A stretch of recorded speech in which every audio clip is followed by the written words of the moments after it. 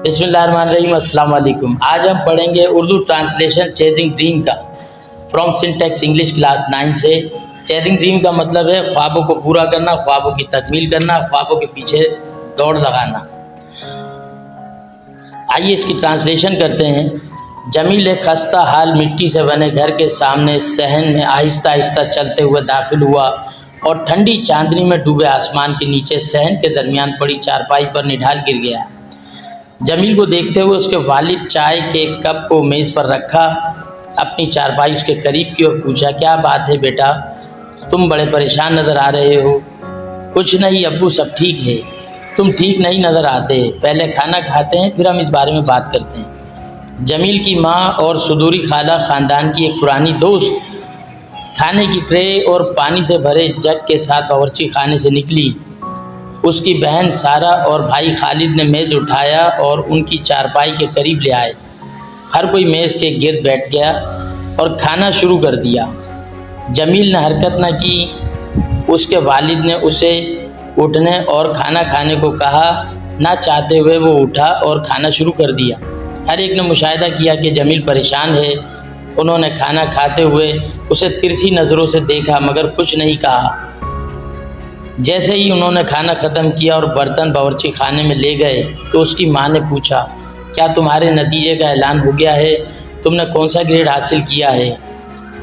अफसरदा आवाज़ में उसने सबको मुत्तला किया और बताया कि मैंने अच्छा ग्रेड हासिल किया है। तो फिर तुम उदास क्यों हो? क्या सारा पास हो गई है? उसके वालिद ने पूछा। जी हाँ, दरअसल सारा ने मुझसे ज़्यादा मार्क्स हासिल किए हैं। आपने मुझे ये पहले क्यों नहीं बताया? मैं बहुत परेशान थी, सारा ने शिकायत की। माफ़ करना सारा, मैं मुस्तकबिल के बारे में अपनी ही सोचों में मगन था। देखो, तुम्हें अपने करियर के बारे में इस तरह परेशान नहीं होना पड़ता जिस तरह मैं परेशान होता हूँ। क्या मतलब है आपका? खालिद ने मुदाखलत की। ये एक लड़की है, इसको अपने ख़ानदान को पालने के लिए परेशान नहीं होना पड़ता। सिर्फ मर्दों को अपने ख़ानदान के लिए कमाने के लिए परेशान होना पड़ता है। जमील ने तबसरा किया। ओ जमील, हम सिर्फ कमाने के लिए तालीम हासिल नहीं करते, हम ऐसा करते हैं अपनी ज़ात को बेहतर बनाने के लिए, और मर्द और औरत दोनों को मसावी तौर पर इसकी ज़रूरत होती है। हमारे प्यारे नबी हज़रत मोहम्मद मुस्तफ़ा सल्लल्लाहु अलैहि वसल्लम ने फरमाया, इल्म हासिल करना हर मर्द और औरत पर फ़र्ज़ है। खालिद ने वज़ाहत की। जमील ने शर्मिंदगी महसूस की। हाँ, आप सही कह रहे हैं, मैं आपसे मुत्तफ़िक हूँ। मैं अब तक नहीं समझ सका कि तुम इतने परेशान क्यों हो। वालिद ने तबसरा किया। अब्बू, हमारे गांव में कॉलेज नहीं और ना ही हमारे इर्द गिर्द किसी गांव में है। कॉलेज जहां मैं जा सकता हूं 50 मील दूर शहर में है। ये नामुमकिन नज़र आता है कि मैं अपनी तालीम जारी रख सकूं। हालांकि मैंने ख्वाब देखा था कि मैं बड़ा होकर डॉक्टर बनूंगा और लोगों की खिदमत करूंगा, और हमारे गांव के लोग अस्पताल में जाने की इस्तेदाद नहीं रखते, इसलिए मैं यहाँ अस्पताल खोलना चाहता हूँ। याद है पिछले साल कैसे चचा सरमद का इंतकाल हो गया था, सिर्फ इसलिए कि उन्हें वक्त पर अस्पताल नहीं ले जाया जा सका। जमील ने कहा। उसकी वालदा ने एक शेर का हवाला दिया जिसके मायने थे, जहाँ चाह होती है वहीं राह होती है, फासले तय हो ही जाते हैं। फिर उन्होंने कहा, हम अल्लाह बचाओ से कह सकते हैं कि तुम्हें अपनी घोड़ा गाड़ी पर शहर ले जाया करे। खाला सुदूरी जो कि सारी गुफ्तगू सुन रही थी बोली, मेरे पास एक तजवीज़ है। आप लोगों ने मेरे लिए इतना कुछ किया है कि मेरे ख़्याल में अब मेरी बारी है कि उस एहसान का बदला दूं। जमील और सारा आसानी से आ सकते हैं, मेरे साथ शहर में रहें और कॉलेज में पढ़ें। जल्द ही दोनों सुदूरी खाला के साथ शहर चले गए। शहर में रहना, कॉलेज में पढ़ना और फिर मेडिकल कॉलेज, ये फूलों की सेज नहीं थी। दोनों बहन भाइयों ने इंतहाई सख्त मेहनत की और तमाम इम्तहानात को पहली ही बार में पास किया। वो किसी मजमून में फ़ेल होने के मुतहम्मिल नहीं हो सकते थे। अखराजात पूरे करने के लिए इन दोनों बहन भाइयों ने पड़ोस के बच्चों को ट्यूशन पढ़ाना शुरू किया। उनके वालिदैन ने इस मुद्दत के दौरान आने वाली मुश्किलात की इन्हें कोई ख़बर ना होने दी। चौथे साल इनको वालिद और खालिद को उनकी फ़ीस भरने के लिए زرخیز زمین کا ایک بہت بڑا ٹکڑا بیچنا پڑا۔ پورا خاندان مشکلات کا سامنا کر رہا تھا، کیونکہ وہ چاہتے تھے کہ ان کے بچے اپنے خواب پورے کریں اور گاؤں والوں کی بہتری کے لیے کام کریں۔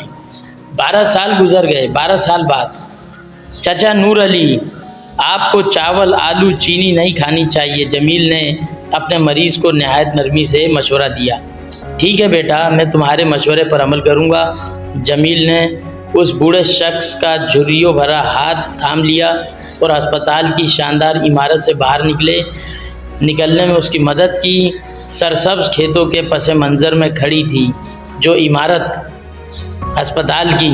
ایک لمحے کے لیے اس نے اوپر عمارت کی طرف دیکھا جو اس کے خوابوں کی غماز تھی۔ اس نے اللہ دینوں سے پوچھا، کیا کوئی اور مریض ہے؟ نہیں، کوئی اور مریض نہیں ہے، اللہ دینوں نے جواب دیا۔ ٹھیک ہے، پھر ڈاکٹر سارا کو بلاؤ تاکہ پڑوس کے دیہاتوں میں جا کر وہاں مریضوں کا معائنہ کریں۔ 2 قریبی گاؤں کے دورے کے بعد جمیل نے سارا کو اس کے گھر چھوڑا، جہاں اس کے 2 چھوٹے بچے اس کا انتظار کر رہے تھے۔ جمیل بہت خوش تھا کیونکہ سارا نے دیہاتی خاتون کے لیے ایک کامیاب سیمینار منعقد کروایا تھا تاکہ ان کی ذاتی اور خاندانی صحت اور حفظان صحت کے بارے میں رہنمائی کی جا سکے۔ دن بھر کام سے مطمئن پھر وہ اپنی چھوٹی سی جیپ چلاتے ہوئے گھر گیا۔ چلو آؤ کھانا کھاتے ہیں، اس کی بیوی نے کھلتی ہوئی مسکراہٹ کے ساتھ کہا۔ کھانا؟ تمہارا مطلب ہے کہ تم لوگوں نے ابھی تک کھانا نہیں کھایا؟ وہ حیران تھا۔ نہیں، ہم تمہارا انتظار کر رہے تھے، والدین نے ایک ساتھ کہا۔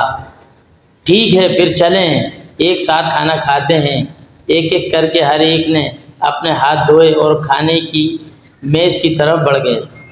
رات کو جمیل صحن کے وسط میں ٹھنڈی چاندنی سے روشن آسمان کے نیچے اپنی چارپائی پر لیٹا اپنی زندگی کے طویل سفر اور ان مشکلات کے بارے میں سوچ رہا تھا جو اس نے، اس کی بہن نے اور ان کے خاندان نے ان کے خوابوں کو پورا کرنے کے لیے برداشت کی تھی۔ وہ خلوص سے شکر گزار تھا کہ اس پر خدا نے کرم کیا تھا۔ Thank you.